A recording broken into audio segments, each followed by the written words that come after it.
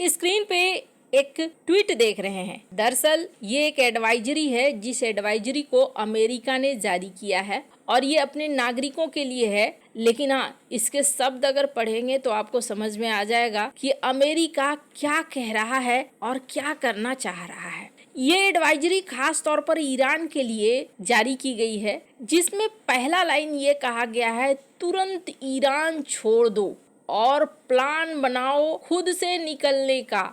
अमेरिकी गवर्नमेंट के ऊपर निर्भर मत रहो। अब ये सुनकर एक बार को आपको लगेगा ये क्या, अमेरिका सुपर पावर ये कह रहा है हमारे ऊपर निर्भर मत रहो, खुद वहां से निकलो। अब क्यों कह रहे हैं ये? क्योंकि अमेरिका का कहना है कि मेरा वहां पर पहुंच बहुत कम है ईरान में खामनई काफी ताकतवर हैं और अपने हिसाब से देश को चला रहे हैं। ऐसे में अगर तुम मेरे भरोसे बैठे रहोगे कि मैं आऊंगा और तुम्हें निकाल ले जाऊंगा तो वो संभव नहीं होगा। इसलिए बेहतर है कि पहली फुर्सत में जहां से मौका मिले वहीं से निकल लो। वहीं दूसरी तरफ दूसरे पॉइंट में कहा गया कि बहुत सारे फ्लाइट कैंसिल हो रहे हैं और ये एक वार्निंग है। डायरेक्ट अपने एयरलाइंस को चेक करो जो भी अपडेट है उनके लिए। अब एयरलाइंस, एक बात तो जरूर है कि बहुत सारे एयरलाइंस लगातार यहाँ से अपने आप को कैंसिल कर रहे हैं। अभी क्यों कर रहे हैं इसका अंदाजा आप लगा सकते हैं। तो दोनों बातें सही। अब तीसरी पॉइंट, इन्होंने कहा अगर तुम नहीं छोड़ सकते हो तो फिर कोई सिक्योर लोकेशन ढूंढ लो, किसी सेफ बिल्डिंग में ढूंढ लो, अपने लिए खाना पानी और दवाइयों का और जरूरी चीजों का इंतजाम कर लो और किसी भी तरीके के प्रदर्शन में मत आना, लो प्रोफाइल रहो और अपने आसपास की चीजों से जागृत रहो। मतलब समझो बूझो क्या चल रहा है आसपास और लोकल मीडिया और ब्रेकिंग न्यूज पर नजर बनाए रखो। अपने आप को प्रिपेयर करो, अपने प्लान को उस अकॉर्डिंग चलाओ और अपने फोन को चार्ज रखो। मेंटेन करो कम्युनिकेशन अपने फैमिली और फ्रेंड्स के साथ, अपनी स्टेटस के बारे में बताते रहो। अब इससे ज्यादा खतरनाक एडवाइजरी क्या हो सकता है। कहा जा रहा है कि जो उनकी एम्बेसी है इन्होंने इस तरीके के एडवाइजरी को जारी किया है और ये एक बड़ी सूचना दे रहे हैं। बहुत सारे लोग तो ये भी कह रहे हैं कि अमेरिका की तरफ से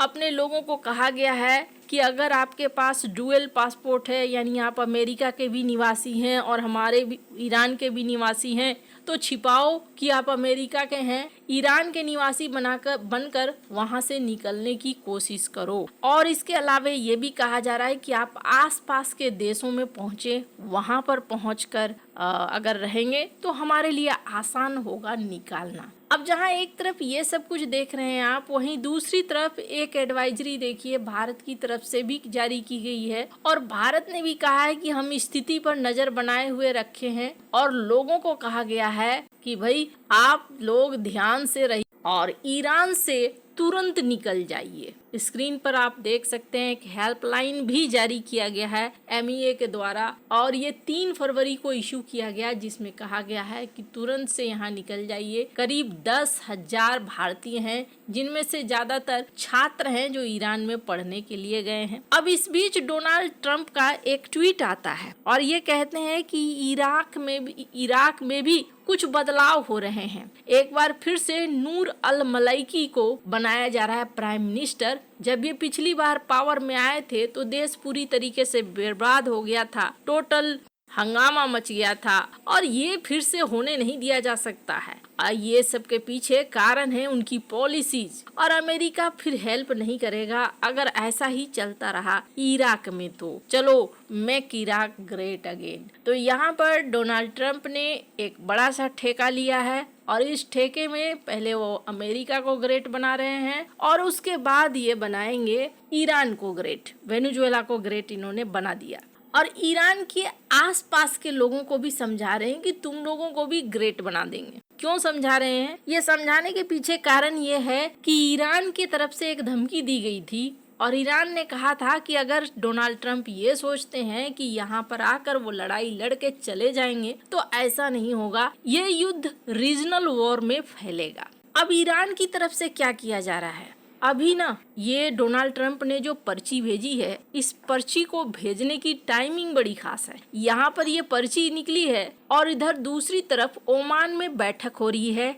एक न्यूक्लियर डील के लिए। लेकिन माना क्या जा रहा है, माना जा रहा है कि ये न्यूक्लियर डील फेल हो जाएगी। क्यों फेल हो जाएगी? क्योंकि जो असली टारगेट है ना, वो असली टारगेट न्यूक्लियर डील नहीं है, बल्कि असली टारगेट क्या है? असली टारगेट में है चाइना। चाइना का एक खंबा उखड़ चुका है वेनेजुएला के नाम पर, जहां से वो बड़े सस्ते में तेल खरीद रहा था और बड़ी मौज में प्रॉफिट भी कमा रहा था, अपने फैक्ट्रियों को भी चला रहा था, सब कुछ तेजी से आगे बढ़ रहे थे। अब एक दूसरा बहुत ही बढ़िया और मजबूत खंबा था चाइना के लिए, ईरान से भर भर कर तेल जा रहे थे और चाइना भर भर कर तेल खरीद रहा था। अब यहाँ पर ईरान को रोकना जरूरी है। अब अगर ये डील होती है न्यूक्लियर डील, तो ऐसा माना जा रहा है कि अमेरिका की तरफ से पहला रखा जा रहा है कि तुम चाइना को तेल नहीं बेचो, और कहीं न कहीं कहा जा रहा है कि एक ट्रांजिशन की कोशिश हो रही है, यानी यहाँ पर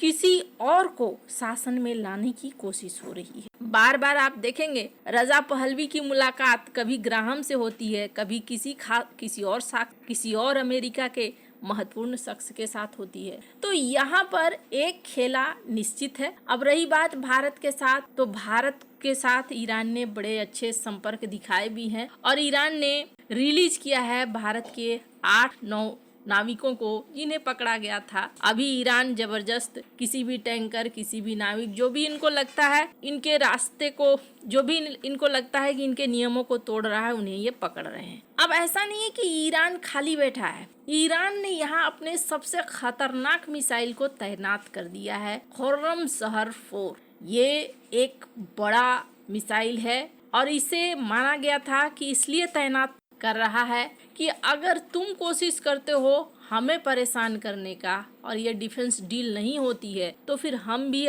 तुम्हें एक संदेश दे रहे हैं। इसकी रेंज कितनी है? 2000 किलोमीटर। अब दोनों तरफ ठनी है, इसमें होगा क्या? ये जो स्ट्रेट ऑफ हॉर्मुज देख रहे हैं ना, चाइना के गले की दूसरी नस है। एक तो मलक्का स्ट्रेट है। चलो, मलक्का स्ट्रेट की बातें इतने सालों से चल रही थी ना कि चाइना ने कहीं ना कहीं कुछ तैयारियां कर रखी होंगी कि अगर मलक्का स्ट्रेट बंद होता है तो हम कौन सा रास्ता अपनाएंगे। लेकिन ये जो स्ट्रेट ऑफ हॉर्मुज है, यहाँ से भी चाइना को बहुत ज्यादा तेल जाता है। इसके लिए चाइना ने अभी तक कोई तैयारी नहीं कर रखी है। और ऐसे में क्या सीन है?